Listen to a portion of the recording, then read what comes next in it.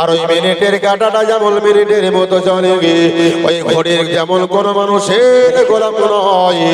ও বান্দা বান্দী আপনি মনে রাখুন, মহান আল্লাহ বললেন যখন কোন মানুষের মৃত্যুর সময় ঘনিয়ে আসে, ওই মানুষটার 1 সেকেন্ড আগে এবং পরে তার সময় দেওয়া হবে না।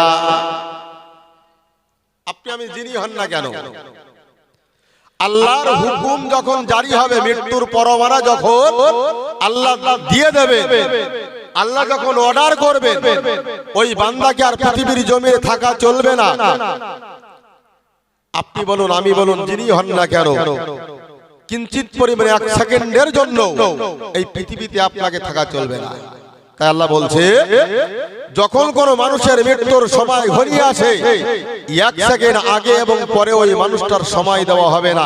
বাবু এবার আপনি বলুন, আমরা যদি মুসলমান হিসাবে মৃত্যুকে যদি আমরা বেশি পরিমাণে স্মরণ করে চলি, তাহলে আমরা পাপ থেকে মুক্ত হতে পারবো না? পারবো না? পারবো। কিন্তু আমরা বিশ্বাস করো,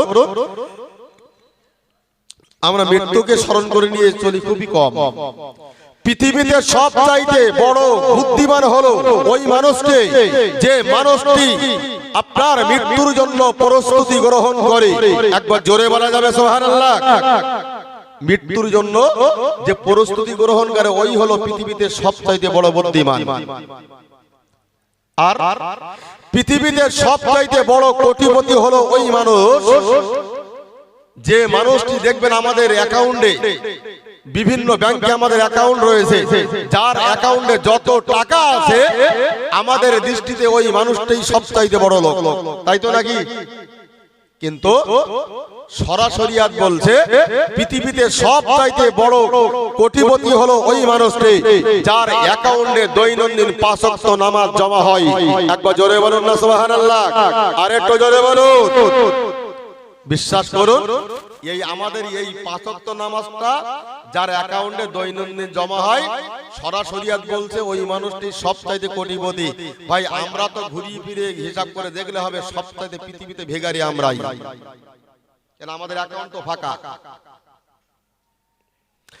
আল্লাহ বান্দা মনে রাখো, আল্লাহ নবী আমাদের জানে বাচ্চা হাবিবুল্লাহ জনাবে মুহাম্মদুর রাসূলুল্লাহ সাল্লাল্লাহু আলাইহি ওয়াসাল্লাম জানিয়েছেন, আমার উম্মতে তোমরা মনে রাখো, মহান আল্লাহ কোরআন শরীফের ভিতরে স্পষ্ট করে জানিয়ে বলে দিলেন, পৃথিবীর জমিনে ওই মানুষটি হলো সবচাইতে বড় কোটিপতি যার অ্যাকাউন্টে দৈনন্দিন 5 ওয়াক্ত নামাজ জমা হয়।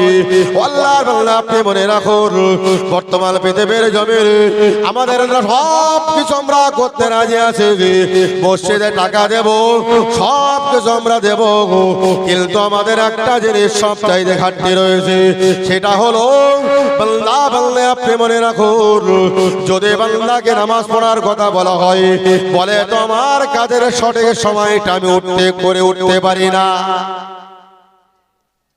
বলেন কাজের জন্য সময় করে উঠতে পারছি না। ভাই যদি পৃথিবীতে কাজের অজুহাত দেওয়া হয়, আখিরাতে কবর নামক জায়গায় গিয়ে যদি কাজের অজুহাত দেওয়া হয়, সেই দিনকে আল্লাহ ছেড়ে দেবে বলে আমাদের কিরকম মনে হয়? ছাড়বে না? তাহলে আমাদের তো পৃথিবীর থেকেই আমাদেরকে আখিরাতের পাতেও সঞ্চয় করতে হবে, আগাম পাঠিয়ে দিতে হবে, তবেই সেই মানুষটি হলো পৃথিবীতে আল্লাহর মাহবুব প্রিয় বান্দা হতে পারবে। আল্লাহ বান্দা মনে রাখো, তাই মহান আল্লাহ কোরআন শরীফের ভিতরে জানিয়ে দিলেন, আমার বান্দা বান্দে তোমরা মনে রাখো, ইয়া আইয়ুহাল্লাযীনা আমানুত্তাকুল্লাহ, হে ঈমানওয়ালা মানুষেরা তোমরা মনে রাখো, ওয়াত্তাকুল্লাহ, আমি আল্লাহ তোমাদেরকে জানিয়ে দিলাম, আমি আল্লাহ আমাকে তোমরা কেবলমাত্র ভয় করো, পৃথিবীর কোনো মানুষের ভয়ে তোমরা বান্দা বান্দি করো না। আমি আল্লাহ তোমাদেরকে জানিয়ে দিলাম, ওয়াল তানজুর নাফসুম মা قدمت لغد اتقوا الله إن الله خبير بما تعملون। মহান আল্লাহ বললেন, আমার বান্দা বান্দি তোমরা মনে রাখো, আমি আল্লাহ তোমাদেরকে জানিয়ে দিলাম, পৃথিবীর জমিন থেকে যে মানুষটি নেকির হাট বাজার করে আগাম পাঠিয়ে দিয়েছে, ওই মানুষটিও তো হলো আল্লাহর কাছে সবচাইতে প্রিয় বান্দা। জোরে বলুন সুবহানাল্লাহ। সব চাইতে ওই মানুষটি হলো প্রিয় বান্দা। ভাই টোনটা একটুখানি বাড়ান দেন ভাই। তো ভাই আমাদেরকে মাথায় রাখতে হবে এই পৃথিবীতে আমাদেরকে আল্লাহ ক্ষণকের জন্য পাঠিয়েছেন। আমি রব্বানি এখানটাই বলে কথা বলছি, এখান থেকে স্টেজ থেকে নেমে তলায় যেতে পারবো এর কোনো গ্যারান্টি আছে বাবা? কোনো গ্যারান্টি নেই। আপনি আমি যিনি হন না কেন আমরা যে বাড়িতে যেতে পারবো এর কোনো গ্যারান্টি নেই। তাহলে পৃথিবীর জমিন থেকে আগামী পাথেও সঞ্চয় করে যদি এখান থেকে পাঠিয়ে দিতে পারি, সেটাই আপনার আমার জন্য কবর, হাসর, সিরাত, মিজান সমস্ত জায়গায় আপনার আমার জন্য উপকার দেবে। একবার জোরে বলুন না সুবহানাল্লাহ। তা আমরা কটা মানুষ আছি? একটা মানুষ মারা গেছে, তার জানাজা হলো, বাড়িওয়ালার তরফ থেকে খিচুড়ি বলুন আর সাদা ভাত বলুন ডাল বলুন খানা তৈরি করা হলো। ইমাম সাহেব চিল্লিয়ে বলছে দোয়ার শেষে সমস্ত মেহমানদের জন্য খাওয়ার ব্যবস্থা আছে, বাড়িওয়ালার পক্ষ থেকে সবাই দাওয়াত খেয়ে যাবেন। বলে না বলে না? বাড়িতে খেয়ে চলে যাব, মৃত্যুর কথাটা ব্রেন থেকে আউট। তাহলে আমরা পাপ থেকে কি করে মুক্ত হতে পারবো? আজকে পুরুতে মেলা হচ্ছে, বিশাল মেলা। ভাই আজকে মুসলমানের ঘরের সন্তান কটা গেছে গুনে গুনে দেখলে মনে হয় হাফেরও বেশি। আজকের ভাবতে পারেন এই আপনাদের এই ফতুল্লাহর গ্রামে এখানটায় থাকলে পরে হয়তোবা আজরাইল ফেরেশতা আপনার পাকড়াও করতে পারে। অনেকে ভাবতে পারেন এখান থেকে আমি বিভিন্ন জায়গায় চলে যাব, অন্য দেশে চলে যাব। ভাই যদি এখান থেকে সৌদি আরবে যাওয়া হয়, রাশিয়ায় যাওয়া হয়, ইংল্যান্ডে যাওয়া হয়, জাপানে যাওয়া হয়, সেখানে আজরাইল ফেরেশতা যেতে পারবে বলে মনে হয় আমাদের? আমরা তো এমন মানুষ হয়েছে, এমন ভাবি। যদি নাই ভাবতাম তাহলে আমরা প্রত্যেকটা মুসলমানের ঘরে নামাজি মানুষ তৈরি হতো। আল্লাহ বান্দা মনে রাখুন, আমার আল্লাহ কোরআন শরীফের ভেতরে স্পষ্ট করে জানিয়ে দিলেন আইনামা তাকুনু ইদরাকুমুল মাউতু ওয়ালা কুনতুম ফি বুরুজিম মুশাইয়াদা। আমার আল্লাহ বললেন বান্দা তুমি মনে রাখো আমি আল্লাহ তোমাদেরকে জানিয়ে দিলাম, যদি বান্দা তুমি মৃত্যুর ভয়ে যদি শুধু অট্টালিকায় পরল করে বান্দা তুমি মনে রাখো সেকাল থেকে আমি আল্লাহ তোমাকে মৃত্যু করিয়ে দেব। কোন মানুষ যদি মৃত্যুর ভয়ে সপ্তম আসমানেও সেখানে পলায়ন করে, আল্লাহর কোরআন বলছে সেখান থেকে আল্লাহ বান্দার মৃত্যুটা করিয়ে দেওয়া হবে। আল্লাহর বান্দা আপনি মনে রাখুন সেখানে গিয়ে পলায়ন করে আপনি আমি মৃত্যুর হাত থেকে বাঁচতে পারবো না।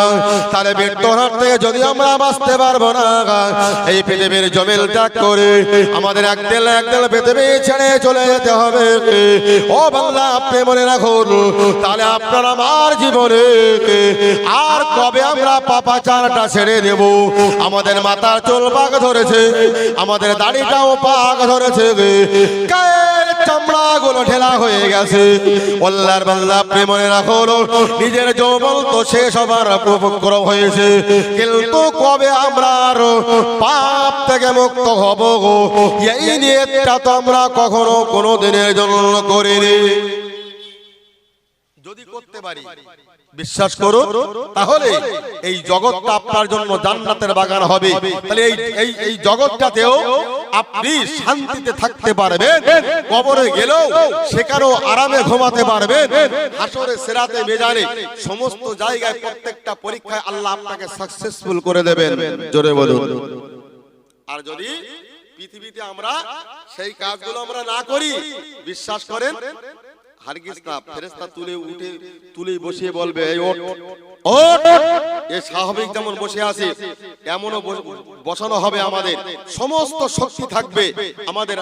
তখন ফেরেশতারা বলবে মান রব্বুকা, তোমার প্রতিপালক কে ছিল? মান দীনুকা, তুমি কোন ধর্মের মানুষ ছিলে? তোমার নবী কে ছিল? একের পর এক যখন কোশ্চেন করা হবে, যদি ঈমান নিয়ে মরে যেতে পারি, ইন্তেকাল করতে পারি, তাহলে অটোমেটিক আপনার আমার আল্লাহ জবান খুলে দেবেন। জোরে বলুন। আর যদি ঈমান না নিয়ে যেতে পারি, হারগিজ কখনো আল্লাহ জবান খোলাবেন না। ভাই আপনি জানেন মৃত্যুর কষ্ট, মৃত্যুর জাকান্নানি কত ভয়ঙ্কর। একটা কথা ভালো করে মাথায় রাখুন ভাই, আমাদের সমাজে দেখবেন অনেক সময় অনেক মানুষ মৃত্যুর কষ্টে যখন জানটা বেরিয়ে যায়, চোখগুলো মোটা মোটা হয়ে যায়, অনেকে দেখবেন মুখটা হা হয়ে যায়, বোঝাতে পারছে না। অনেক মানুষ পেশাব পায়খানা পর্যন্ত করে ফেলে, ঠিক না বল? মৃত্যুর জাকান্নানি, মৃত্যুর কষ্ট এত ভয়ঙ্কর ভাই। একটা কিতাবে স্পষ্ট করে বলা হয়েছে, নামটা তার ফজাইল, তার জীবনে এখনো পাপের কাজ করেনি। শেষ বেদ নিয়ত করছে যে আমি এবার আমার পীরের কাছে গিয়ে আমি ভালো হয়ে তওবাতুল্লাহ করে আর জীবনে পাপের কাজ করব না। একবার জোরে বলেন, আরেকটু জোরে বলেন। ওনার পীরের নাম ছিল আল্লামা ওয়াহিদ রাহমাতুল্লাহ আলাইহি। তো পীরের কাছে চলে গেলেন, বলছে হুজুর আমাকে কলেমা পড়িয়ে দেন, তওবা পড়িয়ে দেন, বায়াত করিয়ে দেন, জীবনে আর পাপের কাজ করব না। ভাই পাপের কাজ করব না, তওবাতুল্লাহ করিয়ে দেওয়া হলো। বাড়িতে চলে এলেন, আমল করতে করতে করতে করতে আল্লাহ তাকেও, ওই ফজাইলকেও আল্লাহ একদিন জবরদস্তি একটা ওলি আল্লাহ বানিয়ে দিয়েছিলেন। জোরে বলুন, আরেকটু জোরে বলুন। তো যখন উনি ওলি হলেন, ওনার হাতেও তখন হাজার হাজার ছেলেরা বায়াত হয়। একটা ছেলে নামাজ পড়ে না, কিছুই জানে না, কিছুই বোঝে না, ছেলেটি গিয়ে হুজুরের কাছে বলছে, হুজুর আমি নামাজ কালাম কিছুই বুঝি না, আজ থেকে আপনি আমাকে তওবা পড়িয়ে দেন, বায়াত করিয়ে দেন, আমার জীবনে আর কখনো তাহাজ্জুদের নামাজ কাজা করব না। আমাদের ঘুমিয়ে কত ওয়াক্ত যাচ্ছে, হ্যাঁ? এই যে ঠান্ডা ফজর আযান হচ্ছে, আর সালাতু খায়রুম মিনান নাম, ঘুম থেকে নামাজ উঠতো ওঠ, তো শালা ফালাস করে ঘুমোচ্ছে। যদি এখানকার মানুষ মনে হয় ঘুমায় না, 5 বার নামাজ পড়ে, বিশ্বাস করো এই যা ঠান্ডা না, এই যা ঠান্ডা।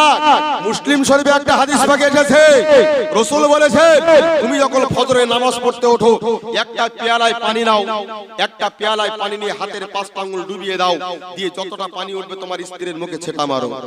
একবার সুবহানাল্লাহ বলবেন না? এখন এই যে কনকনি ঠান্ডা ভাই, আর ভোরবেলা যদি আপনি আমি যদি ভোরবেলা ফজরের নামাজ পড়তে উঠেছি, আর ওই অবস্থায় যদি ঠান্ডা পানি স্ত্রীর মুখে যদি সেটা মারা হয়, লেপার কম্বলের গোদা বা লাথি মারবে না? মারবে না? তুমি যাবা তার আমার আবার ডিস্টার্ব করতেছো।